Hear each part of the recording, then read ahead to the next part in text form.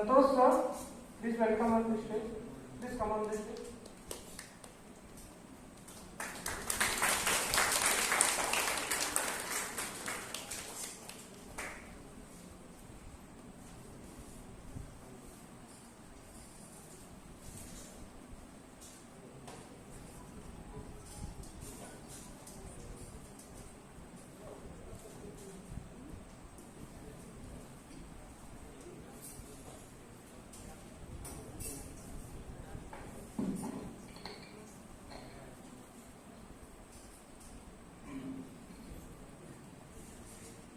विभागाध्यक्ष महोदय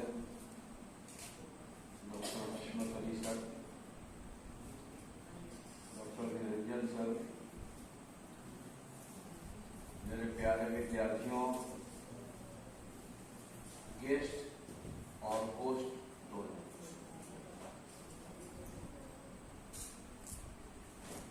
ये आज का दिन मुझे बहुत ही अच्छा लग रहा है कि जो परंपरा के अनुसार जो जूनियर स्टूडेंट्स हैं अपने सीनियर्स की विदाई कर रहे हैं और काफी हंसी खुशी माहौल में विदाई कर रहे हैं, ये बहुत ही अच्छी बात है। और जैसे कि तुम्हारा प्रोडक्शन जो है, तुम्हारी तैयारी है, ये इतना इम्प्रेसिव लगा, इतना बढ़िया लगा कि हमारे एचओडी सर ने अनाउंस कर दिया कि इसको हर साल हम लोग अपने स्तर से करवाएंगे। तो ये एक बहुत अच्छी बात है, एक नई परंपरा की शुरुआत है और हम लोग इसका स्वागत करेंगे और खूब बढ़िया से करेंगे और जितना भी हो सकता है इसको और सुंदर बनाएंगे और आकर्षक बनाएंगे। रही बात तुम्हारे 2 साल का यहाँ जो जीवन बीता है,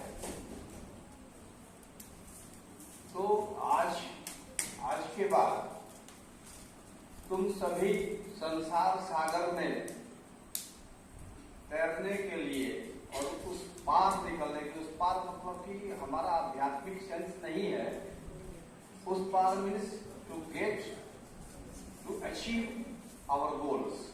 हम अपने गोल को प्राप्त करने के लिए आज से संघर्षरत हो गए इन ट्रू सेंस, सच्चे माने में आज से हम संघर्ष के क्षेत्र में आ गए। अभी तक हम स्टूडेंट थे, अब हम प्रतियोगी हो जाएंगे, प्रतियोगिता परीक्षा में आएंगे। क्या कमी है, कहाँ कमी है, कैसे दूर होगा, आज तुम्हें पता लगेगा। आज के बाद पता लगेगा कि सत्य कहाँ है और सत्य की खोज अपने आप हो जाएगी कि तुमने 2 वर्ष में क्या किया, कहाँ कहाँ लूज किया। 2 ही वर्ष क्यों, just after your intermediate classes आपने कहाँ कहाँ लूज किया, कैसे लूज किया, किस अमाउंट में लूज किया, क्वांटम क्या है लूज होने का, how to gain it, how to regain it. बहुत बड़ा प्रश्न है जिसको आप अगर अपने घर में बैठेंगे बुक लेकर के आगे की तैयारी और आगे का टारगेट लेकर के, तो पता चलेगा उसमें ना तो हमारी आवश्यकता पड़ेगी ना ही और किसी की आवश्यकता पड़ेगी। प्रवचन तो बहुत किया हमने भी, 2 वर्ष के दौरान क्लास में आते थे तो कुछ न कुछ बताते ही थे। वो आदत है, शिक्षकों की आदत है, कुछ न कुछ तो पकड़ ही लेते हैं, क्योंकि एक फॉर्मूला है टोटल माइनस गलत बराबर सही। तो हमारी नजर गलत पे ही जाती थी और उसको टोटल में से माइनस करते थे तो सही बहुत कम निकलता था। तो इस तरह से खैर वो तो बाद की बात हो गई, बट अभी समझ में आएगा कि हम हमारे जैसे लोग क्या कहते थे, क्या चाहते थे और तुमने क्या किया। जिसने इस सूत्र को पकड़ लिया उसके लिए बहुत आसान है, जिसने नहीं पकड़ा उसको अभी और मेहनत करना पड़ेगा और कुछ सोचना पड़ेगा। दूसरी चीज, एक खुशी की और बात है कि हमारे बच्चे इतने टैलेंटेड हैं और हमें पता ही नहीं था। सभी के सभी में कुछ न कुछ टैलेंट्स भरा हुआ है। और हम डिपार्टमेंट वाले जानते ही नहीं थे कि अगर ऐसा होगा तो हम भी कंपटीशन में घुसाते, किसी को यूनिवर्सिटी के कंपटीशन में घुसाते और हम लोग प्राइज भी लेते। तो जिनके पास जो भी टैलेंट है उनको छुपाए नहीं आगे। और जो हमारे डिस्ट्रिक्ट स्टूडेंट्स हैं उनको मैं बता रहा हूँ, और विश्वविद्यालय के कार्यक्रमों में भाग लें, इससे एक्सपोजर मिलता है, कॉन्फिडेंस डेवलप करता है और आगे भी पढ़ने का मौका मिलता है बहुत। क्योंकि पढ़ाई लिखाई ये अल्टीमेट गोल नहीं है, हम पढ़ाई लिखाई करते हुए भी बहुत आगे दूसरे क्षेत्र में भी काम कर सकते हैं। ठीक है, रही बात हमारे आगे, हम आगे अब क्या करेंगे, ये सब किसी के सामने स्पष्ट नहीं है कि हम करेंगे क्या। हम लोग भी एमएससी किए थे, तो भटकाव सबके जीवन में आता है, सभी भटकेंगे। अगर जिसने नेट क्वालिफाई किया वो भी भटकेगा, वो भटकेगा काम के लिए, वो भटकेगा ट्रू गाइड के लिए, जहाँ काम हो जाए, जहाँ उसको सीखने को मिले। जिसने नहीं किया वो अपना आगे का सोचे क्या करें, रेलवे का एग्जाम दें कि एसएससी का तैयारी करें कि यूपीएससी का तैयारी करें। वो बहुत चीजें हैं जिसमें कि उलझ के आदमी रह जाता है। मैंने बहुत देखा है कि बड़े बड़े ब्रिलियंट स्टूडेंट्स जो हमेशा टॉपर थे, केमिस्ट्री में पटना विश्वविद्यालय में टीचर भी उस स्टूडेंट के सामने नहीं बात करते थे। जब वो खड़ा होकर के क्वेश्चन पूछता था तो कहते थे कि कम टू माई चैम्बर। वो लड़का 2-3 बार यूपीएससी क्वालिफाई किया था, 3 बार इंटरव्यू में गया था, but ultimately he became a chemist in NTPC. अंत में उसको एनटीपीसी की केमिस्ट्री नौकरी मिली और वो 3 बार केमिस्ट्री से आईएएस किया था। यही भागलपुर के ही बगल में उसका गाँव। अभी हमारी भेंट भी होती है उनसे, हमारे से 2 साल सीनियर, 3 साल सीनियर। तो कोई गारंटी नहीं है कि हम जो करेंगे वो मिलेगा, लेकिन ये जरूरी है कि हम कुछ न कुछ करेंगे तो कुछ न कुछ मिलेगा। ये सोच के मत करो कि हम आईएएस बन जाएंगे। Man proposes God disposes.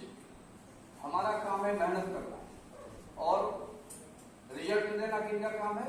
ऊपर वाले। तो ऊपर वाले पे फेस करते हुए अगर सच्चे सेंस में सच्ची भक्ति हम करेंगे, भक्ति मीन्स किताबों से, भक्ति मीन्स भगवान की भक्ति नहीं, भगवान को पर विश्वास रखो और अपने बुक्स से, अपने सिलेबस से, अपने टॉपिक से ईमानदारी से करोगे प्रयास तो कभी भी बेवजह नहीं जाएगा। चलो मैं बहुत ज्यादा नहीं बोलना चाहता इसमें, और मुझे बहुत अच्छा लगता है, बट एक बात और मैं तुम्हें बोर करना चाहता हूँ, और ये कि मैंने जब एमएससी किया था तो मैंने एक कविता लिखी।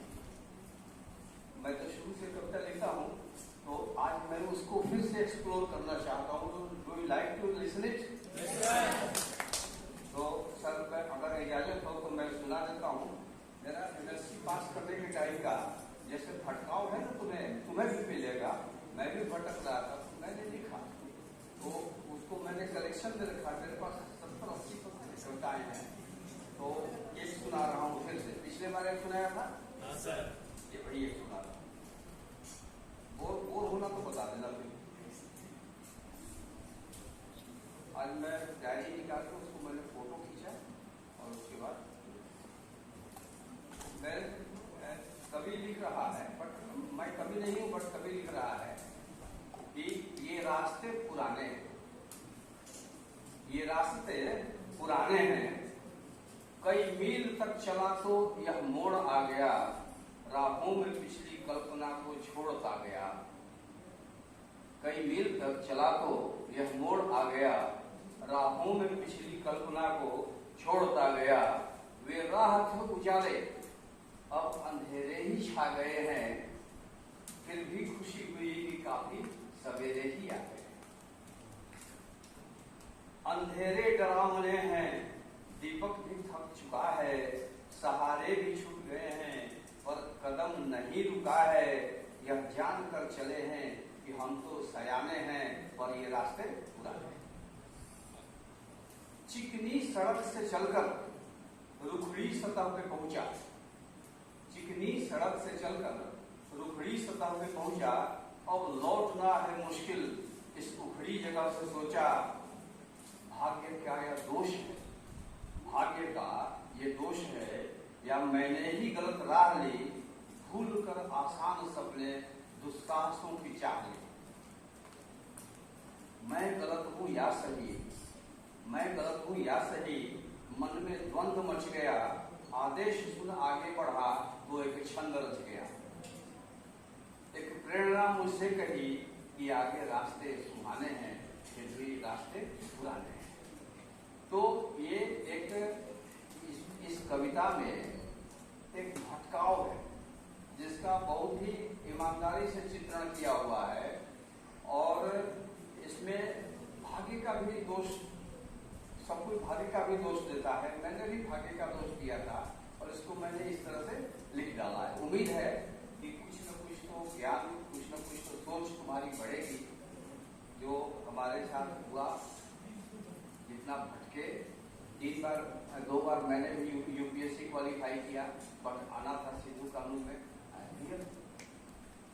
तो इसलिए ज्यादा सोच नहीं रखना है, काम करना है, अपना काम करना है। कहीं ना कहीं तुम्हारा जगह बना हुआ है, you will go there, certainly you will go there. ठीक है ना? ओके।